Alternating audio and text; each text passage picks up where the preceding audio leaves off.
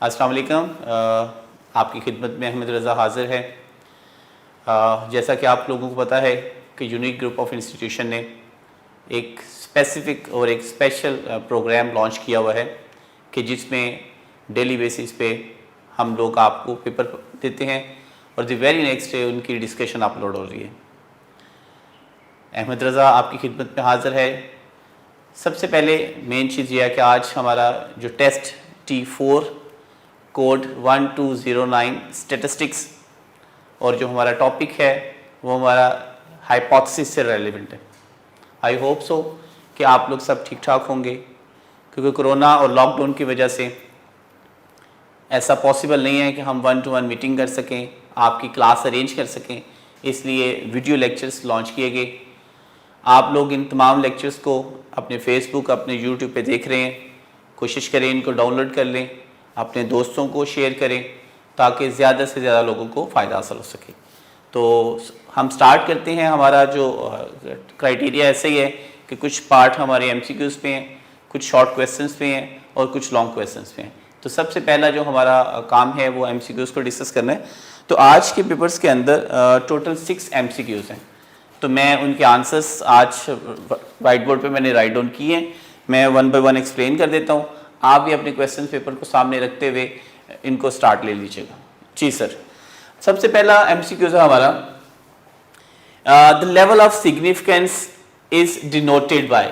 Level of significance जो होता है मेरा बेटा, वो हमेशा अल्फा से डिनोट किया जाता है। इससे पहले आप लोगों ने पिछले चैप्टर्स में कुछ डिस्कशन की होगी, लेकिन इसमें हमेशा याद रखें जो मार्जिन हमारा होता है वो अल्फा से डिनोट करता है। जैसे हम लोग कह सकते हैं कोई भी काम है उसमें 5%, 8%, 7%, 6% हम कुछ मार्जिन रखते हैं ताकि उसमें गलती के चांसेस हो जाते हैं। जैसे हम कहते हैं मैं कोई भी काम करता हूँ, मैं 100% करेक्ट नहीं हूँ, लेकिन हम मार्जिन रखते हैं अच्छा यार 95% तक है तो it will be correct. So level of significance जो होता है वो हमेशा अल्फा से डिनोट किया जाता है। इसके बाद सेकेंड MCQ है, the power of test is denoted by. इसमें 4 ऑप्शन थी मेरे पास, अल्फा, 1 माइनस अल्फा, बीटा और 1 माइनस बीटा। तो मेरा बेटा right option is that 1 minus beta. I think clear हो गया। MCQ नंबर 3 है, the hypothesis which is tested for possible purpose of rejection under the assumption that is true. यानी कि वो ये कह रहे हैं कि हम लोग, हमारे पास 2 तरह के हाइपोथेसिस होते हैं। एक होता है नल हाइपोथेसिस, एक होता है अल्टरनेट हाइपोथेसिस। आगे मैं शॉर्ट क्वेश्चन में इसको डिटेल से डिस्कस करूंगा, लेकिन यहाँ पे जो हमारे पास आंसर है 4 ऑप्शंस में से सिंपल, कंपोजिट, नल और अल्टरनेटिव, तो नल हाइपोथेसिस हमारा इसका आंसर बन जाएगा। तो ये साथ साथ आप राइट डाउन कर दीजिएगा, बाद में इसको हम मजीद डिस्कस भी कर सकते हैं। इसके बाद 4th MCQ से 1 minus alpha is known as.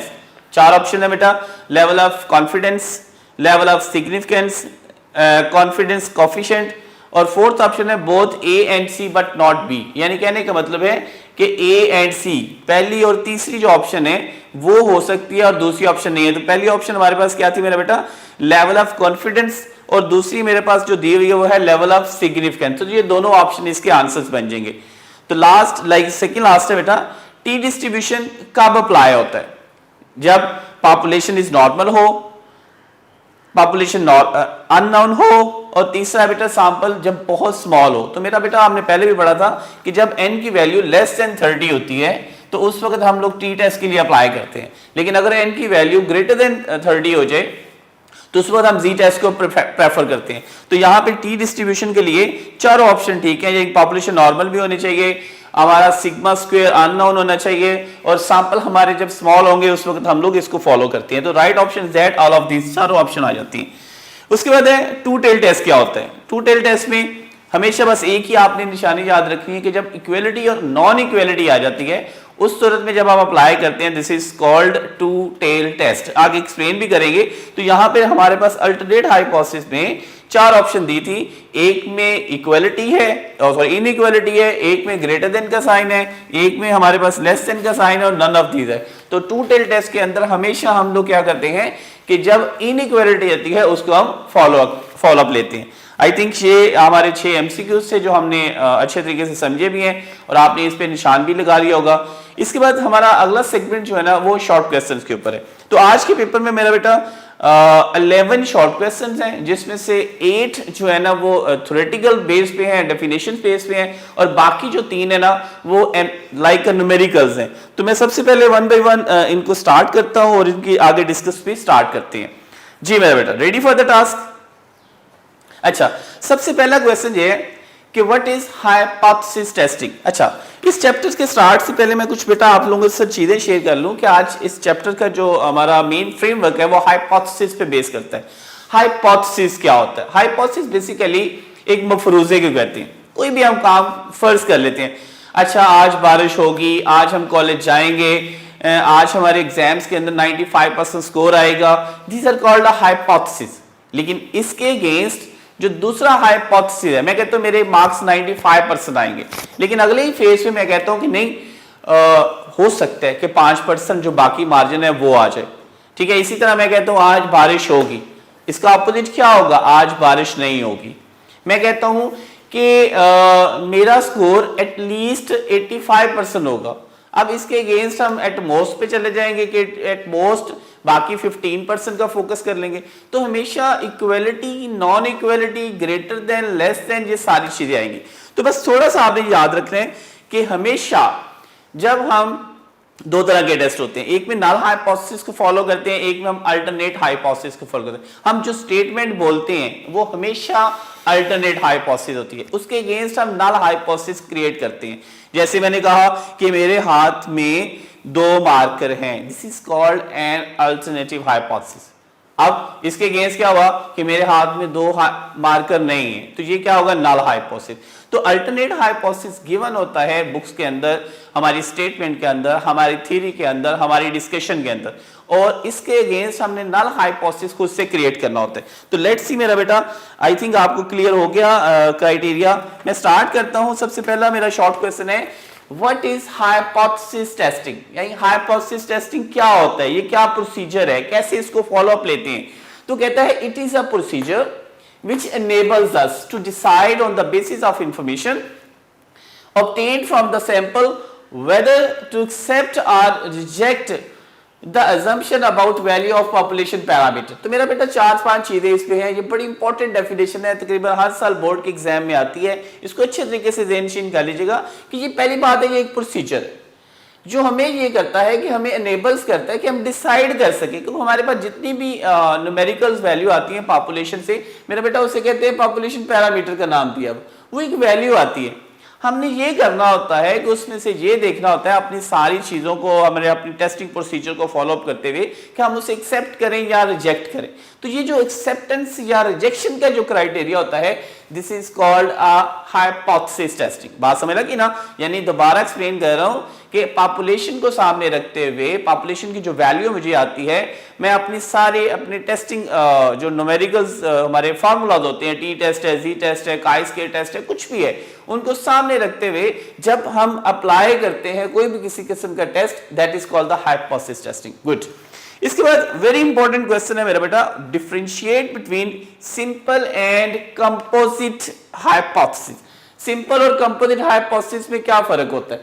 वो कहते हैं hypothesis which all the parameters of distribution are specified, यानी कि जितने भी हमारे पास पैरामीटर्स होते हैं वो सारे के सारे अगर तो स्पेसिफाई है, गिवन है, हमें मालूम है, तो इस सोच को हम कहेंगे this is called a simple hypothesis. तो याद रखें सिंपल हाइपोथेसिस के अंदर हमारे पास म्यू इज इक्वल टू 16, यानी मैं कहता हूं कि मेरे पास जो मैट्रिक के जो स्टूडेंट्स हैं, the age of matric students is equal to 16, that is called a simple hypothesis.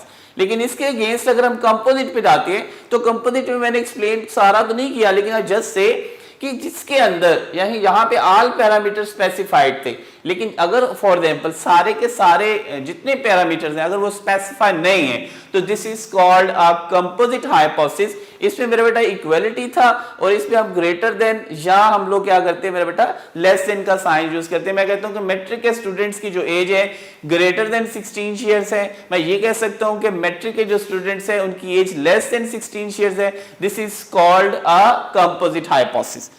The next one से नल हाइपोथेसिस क्या होता है। मैंने जब इसके प्रीफेस दिया था थोड़ा सा, उसमें मैंने डिस्कस किया था, अभी और एक्सप्लेन करते हैं। नल हाइपोथेसिस कहते हैं, कहते हैं it is tested for possible rejection under the assumption that is true. यानी कहने का मतलब है, वो ये कहना चाह रहा है मेरा बेटा कि हम लोग क्या करते हैं कि जो हमारे पास जो नल हाइपोथेसिस है, जो हम लोग कोशिश करते हैं कि इसको हमेशा रिजेक्शन रीजन में ले जाए। जैसे मैंने कहा कि मेरे मार्क्स 95% है और इसका अपोजिट क्या होगा, मेरे मार्क्स 5% है, तो इसका मतलब है मैं कोशिश करूंगा कि जो आपका 5% का इशू है उसको रिजॉल्व कर दूं। जैसे आजकल कोरोना वायरस चल रहा है, कोरोना वायरस के हम टेस्टिंग करते हैं, तो उसके अंदर भी हम लोग क्या करते हैं कि 98%, 96%, 95% डिपेंड ऑन किड्स कि उसका मार्जिन रखते हैं कि इतना होगा।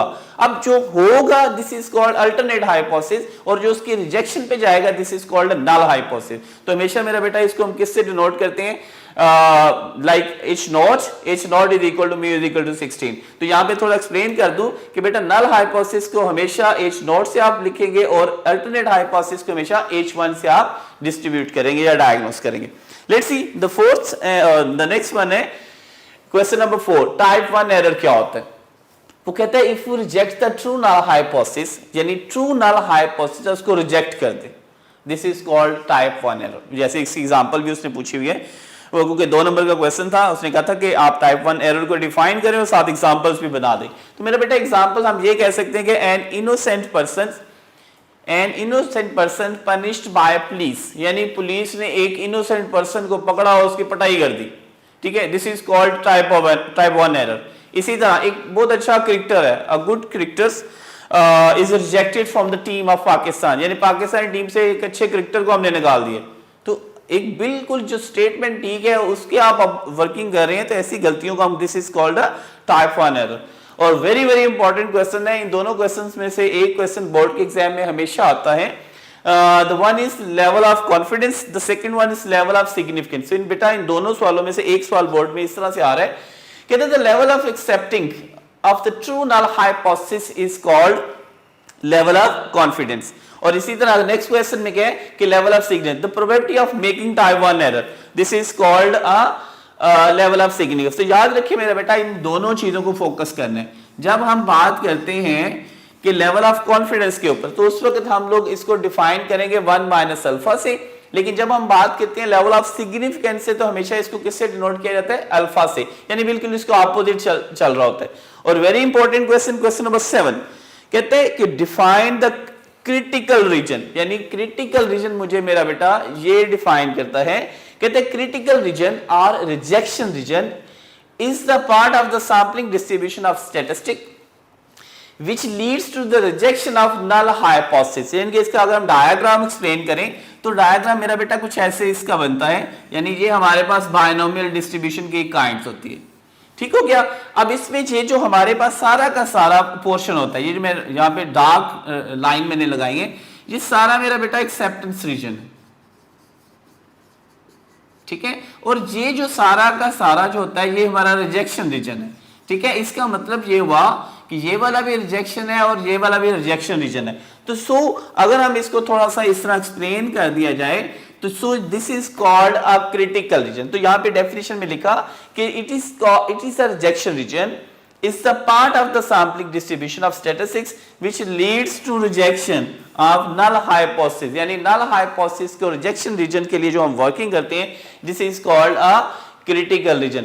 और बेटा next जो question पूछा गया था क्वेश्चन है question number 8, differentiate between one tail and two tail test. बहुत इंपॉर्टेंट क्वेश्चन था बेटा, कहते हैं if critical region is located on one tail, यानी अगर एक टेल के ऊपर फॉलो करेगा, यानी लेफ्ट टेल भी हो सकती है राइट टेल भी हो सकती है, this is called one tail test. जैसे फॉर एग्जांपल अगर हम इसको डायग्रामेटिकली एक्सप्लेन करें तो ये कुछ ऐसा बनता है, जैसे ये हमारे पास डायग्राम बना, ये हमारे पास चल पड़ा, यानी कि हमारे पास हम कहते हैं मैं राइट टेल को एक्सटेंड कर रहा हूं। जब मैं राइट टेल को एक्सटेंड करता हूं तो this is called one tail test. इसी तरह अगर मैं इसी को हम कहते हैं कि ये हमारे पास लेफ्ट टेल है, ये मेरे पास लेफ्ट टेल बन गई, तो इसका मतलब ये सारे का सारा portion this is called a one tail test.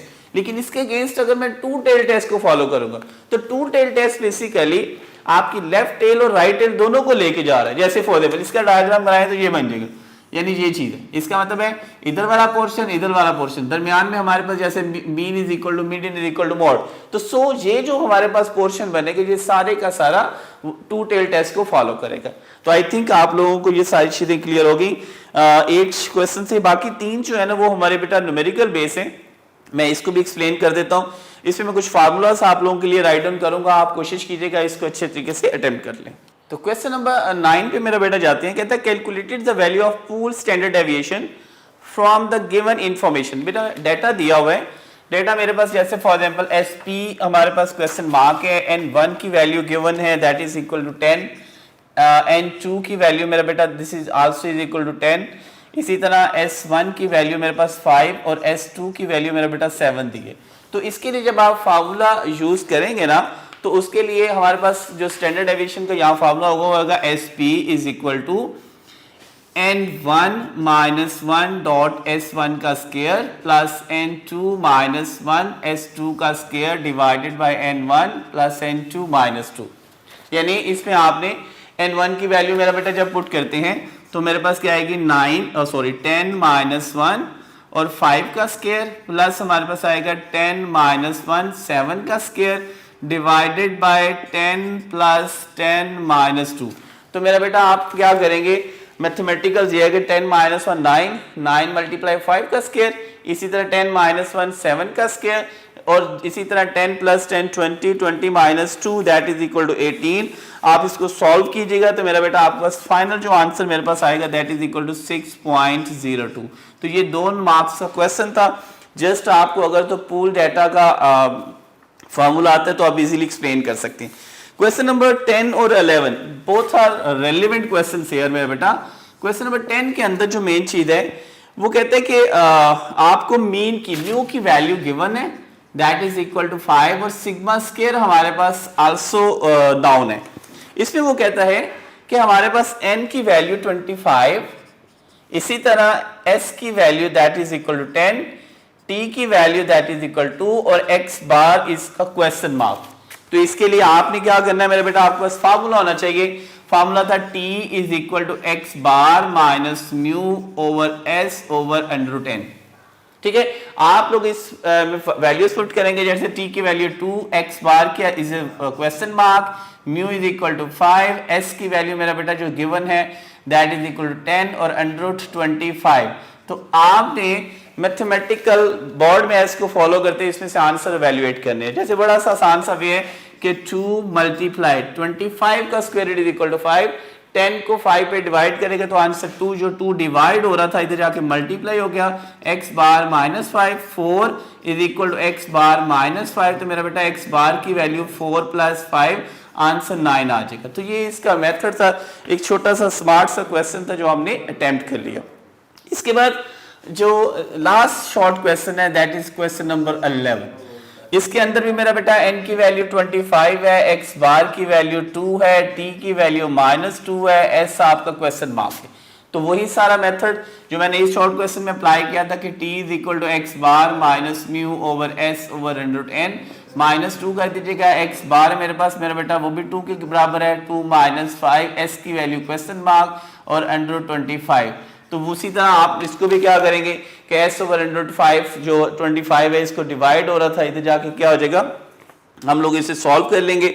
इसी तरह हम लोग इसके अंदर जो क्राइटेरिया हमें दिया हुआ है, बस यहाँ पे देख लीजिएगा, यहाँ पे क्वेश्चन 9 था, तो ये आप इसको अरेंज कर लें, इसको सॉल्व कर लें, फाइनल आंसर आपके पास आ जाएगा इन द शेप कि स्टैंडर्ड डेविएशन बेटा बेटा किसके बराबर होगी 4.5।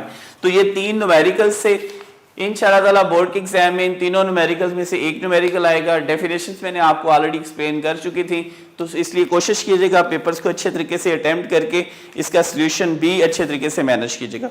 तो हमारा लास्ट सेगमेंट जो है which is based on the long questions. Long question में मेरा बेटा पेपर्स की डिवीजन के मुताबिक 3 क्वेश्चंस मैंने दिए हैं that 4 multiply 3 is equal to 12। तो लेट्स सी अगले फेज पे चलते हैं। तो लेट्स सी मेरा बेटा now move to the question number 3, it's based on the long questions. मैं थोड़ा सा आपको आइडिया दे देता हूँ, क्वेश्चन रीड आउट कर रहा हूँ, गौर से सुनिएगा। A random sample of 400 male, like n is equal to 400, n is equal to 400. वो कह रहे हैं is found to have a mean height is 67.47. यानी मेरा बेटा x बार की जो वैल्यू दी हुई है 67.47, ये वैल्यू गिवन है inches. Can it be regarded, this is a very important factor. मैंने आपको कहा था कि जब भी स्टेटमेंट गिवन होती है हमेशा उसमें हाइपोथेसिस गिवन होता है और दिस इज अल्टरनेट हाइपोथेसिस। वो कहते हैं कैन इट बी रिगार्डेड, आप अंडरलाइन कर लीजिएगा, as it is a simple random sample from the large population with mean height is 67.39। यानी कहने का मतलब है कि मैंने याद रखना मेरा बेटा, अगर ग्रेटर देन या लेस देन के साइंस के लिए एटलीस्ट या ग्रेटर देन लेस देन का वर्ड यूज किया जाता है, लेकिन अगर कहीं रिगार्डिंग का वर्ड यूज आ रहा है तो वहां पे ट्रू टेस्ट को फॉलो करना है। तो ट्रू टेस्ट के अंदर mu is equal to 67.39, this is alternate hypothesis. दो हाइपोथेसिस होते हैं, एक H नॉट नल हाइपोथेसिस, दूसरा मेरा बेटा क्या है H1, this is called the alternate hypothesis. तो बेटा म्यू इज इक्वल टू 67.39, इसके ऑपोजिट हम नल हाइपोथेसिस एक्सप्लेन करेंगे, that is equal to mu is equal to 67.39। इसे हम 6 स्टेप क्वेश्चन भी कहते हैं। सेकंड स्टेप हमारे पास होता है अल्फा की वैल्यू। तो मेरा बेटा अल्फा की वैल्यू जो यहाँ पे अननोन है, गिवन नहीं है, तो वो हम एज्यूम करते हैं 5% के लिए, तो अल्फा की वैल्यू 0.05। अब this is the question here कि which test we apply in this questions. तो इसके लिए मेरा बेटा जी टेस्ट अप्लाई करेंगे। जी का वही general formula, z is equal to x bar minus mu over sigma 1/10। तो नेक्स्ट स्टेप है हमारे पास critical region, this very very important हमारे पास पार्ट होता है, फोर्थ स्टेप जिसे कहते हैं कि इसमें हम अल्फा की वैल्यू अप्लाई करेंगे, क्योंकि ये टू टेल टेस्ट है। जब टू टेल टेस्ट होता है तो जी अल्फा बाई 2 करेंगे। याद रखने वाली बात, अगर वन टेल टेस्ट होगा जिसमें लेस देन और ग्रेटर देन का साइन होगा तो हम 2 पे डिवाइड नहीं करेंगे। तो जी अल्फा बाई 2 0.05 डिवाइडेड बाई 2, तो हमारे पास आंसर जो टेबुलेटेड वैल्यू आ रही है दैट इज इक्वल टू 1.96। और इस तरह इसको एक्सप्लेन कर दीजिएगा, जी कैलकुलेटेड ग्रेटर देन 1.96 और नेक्स्ट में क्या आएगा माइनस 1.96 लेस से। आप वैल्यू पुट करें, एक्स बार की वैल्यू, म्यू की वैल्यू, सिग्मा की वैल्यू और एन की वैल्यू पुट करेंगे तो आपका आंसर 1.3 है। तो नेक्स्ट फेज जो पूरा क्वेश्चन नंबर 4 में से लाइक 4 नंबर का क्वेश्चन है तो 1 मार्क उसके कंक्लूजन पे आता है। तो कंक्लूजन ये कहता है कि हमारा आंसर आया 1.23, क्योंकि ये टू टेल टेस्ट था। तो मेरा बेटा टू टेल टेस्ट में हम डायग्राम एक्सप्लेन करेंगे। तो ये मेरे पास इसकी राइट टेल है, ये हमारे पास लेफ्ट टेल है, यानी कहने का मतलब है मेरे पास जो रेंज है वो 1.96 और माइनस 1.96 के इन बिटवीन होनी चाहिए। तो मेरा आंसर बेसिकली है 1.23, यानी कि ये सारा H1 नॉट है, ये H1 है, ये भी H1 है। तो क्योंकि आंसर 1.23 है जो इस रीजन के अंदर आया, तो हम कह सकते हैं कि so H not is accept and H1 is reject. I think this is clear है। इसी तरह नेक्स्ट क्वेश्चन पे जाते हैं, question number 4। This is very important question और पिछले अगर हम 10 साल पेपर्स में देखें तो 2 से 3 दफा ये क्वेश्चन आया हुआ है। कहते हैं the sex distribution of 98 birds reported in the newspaper of 52 boys and 46 girls. Good. वो कहते हैं कि हम लोगों ने एक हॉस्पिटल का डाटा उठाया जिसमें टोटल 98 बर्ड्स थी, जिसमें से वो कह रहे हैं कि that is 52 boys and 46 girls. इसमें लेवल ऑफ कॉन्फिडेंस जो दिया हुआ है वो हमारे पास अल्फा की वैल्यू है, वो हमारे पास 0.05 हमारे पास गिवन है। तो इसकी मदद से हम क्वेश्चंस को सॉल्व करेंगे। तो लेट्स सी मेरा बेटा डाटा गिवन है, क्योंकि ये प्रोपोर्शन से लेवल था, n is equal to 98, x को हम एज्यूम करते हैं जो हमारे पास दिया हुआ 52, p का फार्मूला होता है p is equal to x over n। We put the values, answers goes at 0.531। इसी तरह वही 6 स्टेप क्वेश्चन, सबसे पहले आप हाइपोथेसिस क्रिएट करेंगे। H नॉट और H1 के जब हम इक्वलिटी और नॉन इक्वलिटी 0.5 कर रहे हैं, क्योंकि हमारे पास जैसे कॉइन की प्रोबेबिलिटी है हेड एंड टेल, इसी तरह मेल और फीमेल को भी हम दो चीजों के अंदर डिस्ट्रीब्यूट करते हैं, तो 50% के लिए मेल और 50% के लिए फीमेल्स के लिए। तो mu pi is not equal to 0.5। Alpha की value formula z is equal to p minus pi naught under root p over pi naught into 1 minus pi naught over n. We have put that values and final answer is 0.608. Same वही हम apply इस पे भी कर रहे हैं।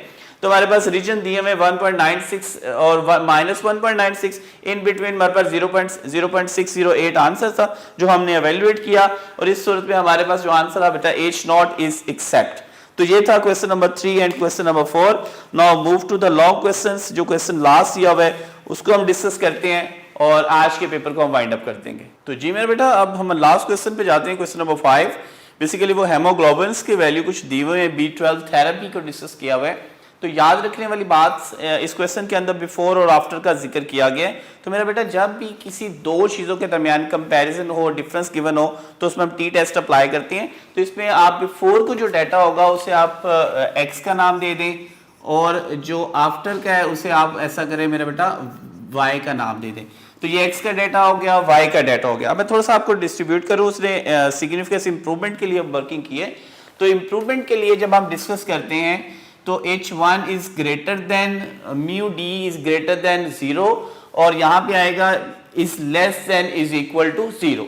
इसी तरह अल्फा की वैल्यू है, टी टेस्ट अप्लाई किया गया। तो मैंने कहा था जब भी हम कंपैरिजन करते हैं हम टी टेस्ट के लिए अप्लाई करते हैं तो T is equal to mu D minus 0 over S T over 110।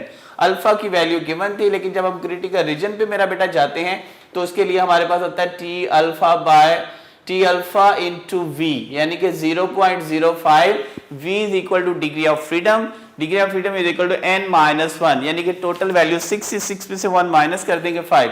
तो 0.05 को 5 में जब देखेंगे तो 2.015 आ जाएगा। इसके बाद हमें बेसिकली डाटा रिक्वायर्ड था। अब डी बार कहां से आएगा? तो सबसे पहले हम डी फाइंड करेंगे। D is the difference, x minus Y कर सकते हैं या y माइनस एक्स। का टोटल मेरे पास आंसर आएगा 1.67।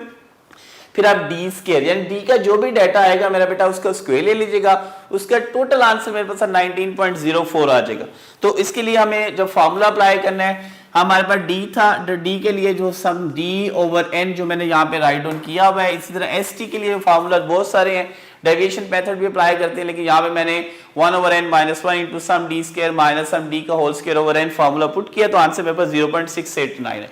तो मेरा बेटा 1 बाई 1 मैंने इसमें वैल्यू पुट की। डी की वैल्यू है 0, दैट इज एस टी की वैल्यू और अंडर रूट एन। ठीक है, सॉल्व करने के बाद मेरे पास आंसर आया 5.932। अब क्वेश्चन मेरा बेटा ये होता है कि यहाँ पे हम कंक्लूड कैसे करेंगे। तो जब हम कंक्लूजन लेते हैं तो कंक्लूजन के लिए रूल होता है कि टी कैलकुलेटेड वैल्यू क्या होनी चाहिए। यहाँ पे ग्रेटर देन का साइन है तो यहाँ पे बेटा क्या आएगा, ग्रेटर देन का साइन, टी टेबुलेटेड वैल्यू। तो कैलकुलेटेड वैल्यू मेरे पास आ रही है 5.932। वो बड़ी किससे होगी मेरे बेटा 2.015, क्योंकि ये स्टेटमेंट ठीक है। तो H1 मेरा क्या हो जाएगा, H0 यानी कि वो मेरा एक्सेप्ट हो जाएगा और हमारे पास जो H1 है वो क्या हो जाएगा, रिजेक्ट होगा। तो ये थी आज की डिस्कशन। होप सो आप लोगों को बड़े अच्छे तरीके से क्लियर हो गया, समझ भी लग गई। मैंने बड़ी अच्छी कोशिश से आपको समझाने की कोशिश की है। अच्छे तरीके से हमेशा इसको रीड आउट करें, पढ़ें।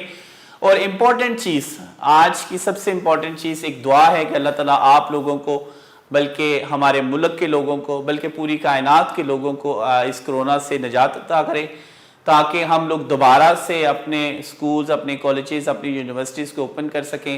एक टीचर्स और स्टूडेंट्स के दरमियान जो अट्रैक्शन होती है वो दोबारा से डेवलप हो। और अल्लाह ताला से दुआ है कि अल्लाह ताला आपके वालिदैन, मेरे वालिदैन, आपके टीचर्स, मेरे टीचर्स और तमाम कायनात के लोगों को खैर की ज़िंदगी दे।